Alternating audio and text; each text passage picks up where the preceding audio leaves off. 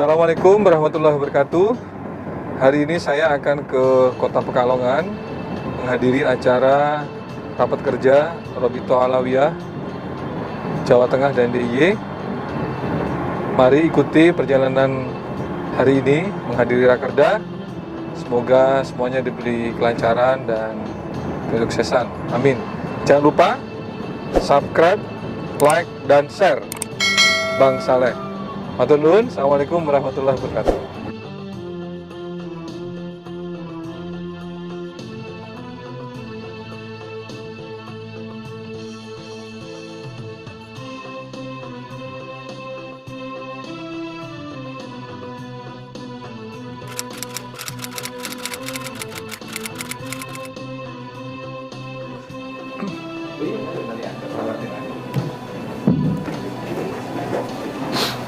Bismillahirrahmanirrahim. Assalamualaikum warahmatullahi wabarakatuh. Bismillah, alhamdulillah. Assalatu wassalamu ala rasulillah. Rabbi shrah li sadri wa yassir li amri wahlul 'uqdatam min lisani yafqahu qawli. Amma ba'du. Yang saya hormati para senior, para sesepuh, para alim, para habaib yang hadir semua pada sore hari ini.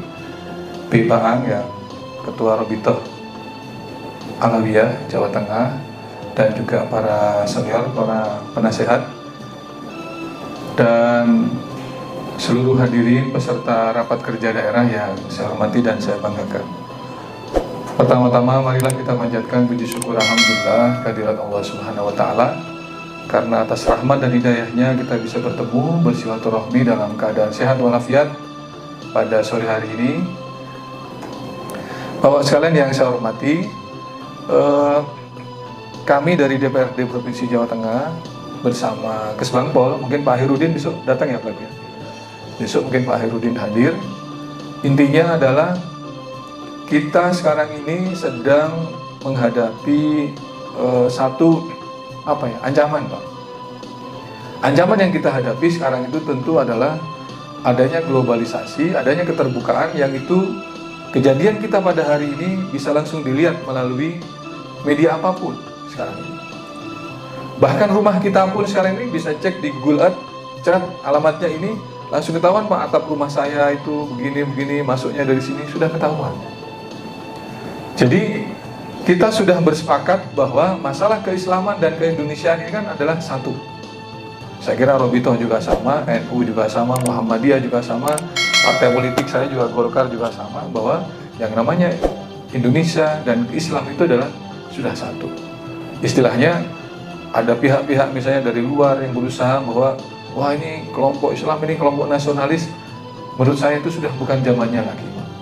Karena di saat kita lahir di bumi Indonesia, maka kita ya orang Islam, ya orang Indonesia kan gitu. Sehingga Kesbangpol Provinsi Jawa Tengah sekarang ini lagi menggalakkan bagaimana kita nilai-nilai kebangsaan ini, nilai-nilai keindonesiaan ini itu bisa terus dijaga. Dulu mungkin Pak, zaman saya masih SD, SMP kan, dulu kan masih ada P4 ya, penataran P4, ada PMP dulu kan. Sekarang kan mata pelajaran itu kan mungkin sudah tidak ada Pak, pendidikan moral Pancasila itu. Sehingga banyak sekarang ini generasi yang katanya Pak, generasi milenial atau mungkin generasi Z dan sebagainya, terkait dengan unggah-ungguh, sopan santun dan sebagainya, ini perlu terus kita kita jaga, kita berikan bukan doktrin, tapi kita bagaimana menggugah kembali nilai-nilai itu untuk tetap tumbuh dalam generasi anak-anak kita, adik-adik kita. Bagaimana kita menggugah nilai-nilai keindonesiaan, mungkin sekaligus juga di situ kadang pesantren juga kita ajak bicara, teman-teman anak SMA, anak OSIS kita ajak bicara, bagaimana nilai-nilai keislaman dan keindonesiaan ini tetap tumbuh dalam generasi muda, dalam anak-anak kita. Jadi ancaman global ini kan sudah sangat luar biasa Bapak-Bapak sekalian, yang mau tidak mau harus kita hadapi karena zamannya sudah begitu. Zamannya sekarang ini sudah YouTube mungkin Pak ya. Yang terakhir ini kan TikTok ya. Udah sekarang TikTok ini sekarang isinya joget-joget macam-macam. Tapi sebenarnya Pak, TikTok itu juga bisa digunakan juga media dakwah ternyata. Kalau kita bicara 100 tahun lagi Indonesia emas, berarti tahun 2045 itu nanti 70% Pak itu adalah anak generasi milenial, generasi Z dan generasi Alpha yang lahir di tahun 2000-an ini. Berarti 2045 70% itu adalah anak-anak itu. Dan anak-anak generasi itu Pak, begitu lahir, itu begitu bangun tidur Pak, yang dipegang handphone.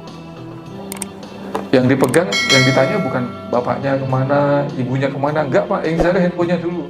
Misalnya pembantunya tanya, "Bro, Mbak, handphone kun di," bukan misalnya ibunya udah kerja, "Mbak, ibu kuning di," bukan Pak.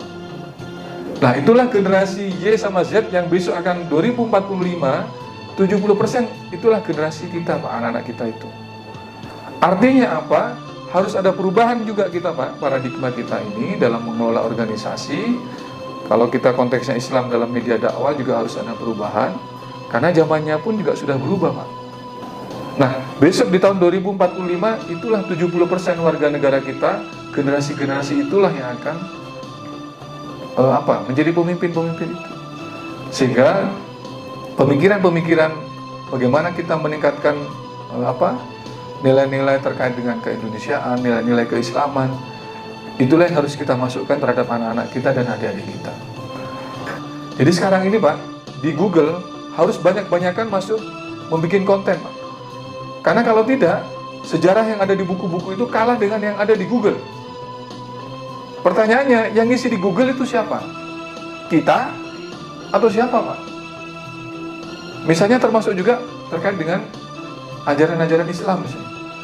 Siapa yang paling banyak ngisi di situ? Nah, pertanyaannya kalau semakin banyak orang masuk yang berusaha menyesatkan atau mengadu domba nilai-nilai itu, semakin banyak ditaruh di Google Pak.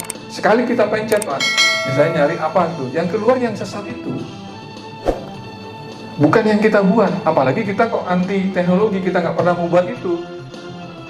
Nggak mungkin anak kita suruh baca buku sekarang, males Pak, karena kita itu. Makanya sekarang ini pemikiran saya ya Pak, mungkin kita bisa berdiskusi.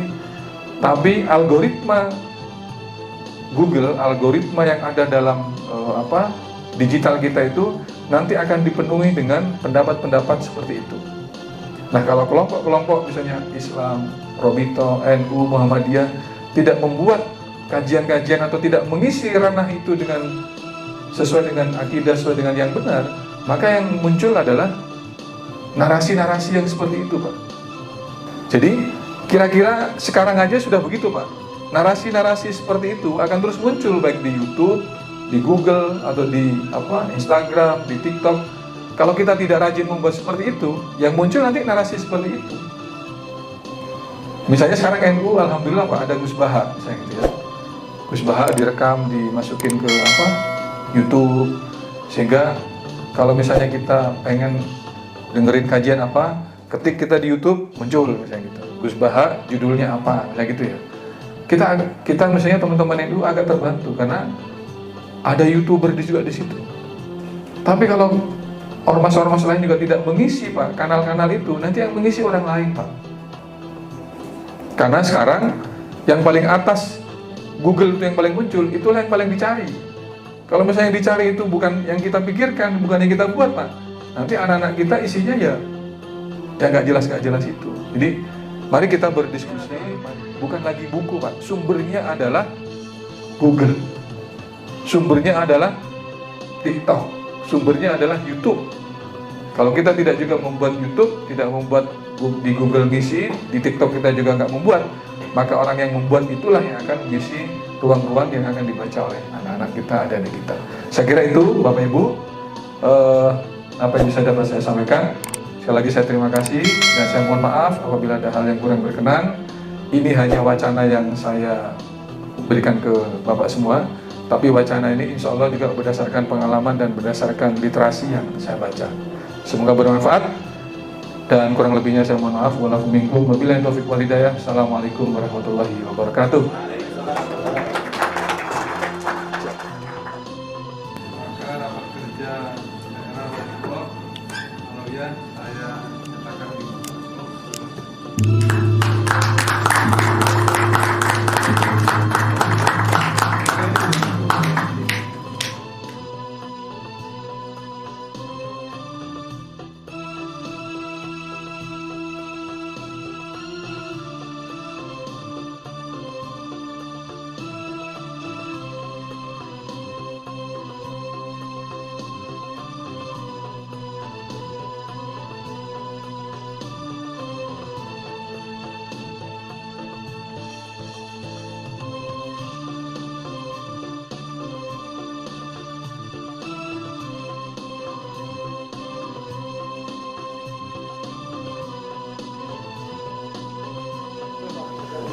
Matur nuwun. Matur nuwun. Pulang Mas. Oh ya. Jalan dulu. Kendal nih? Iya. Oh iya, masih ingat saya. Ketemu di sana kan?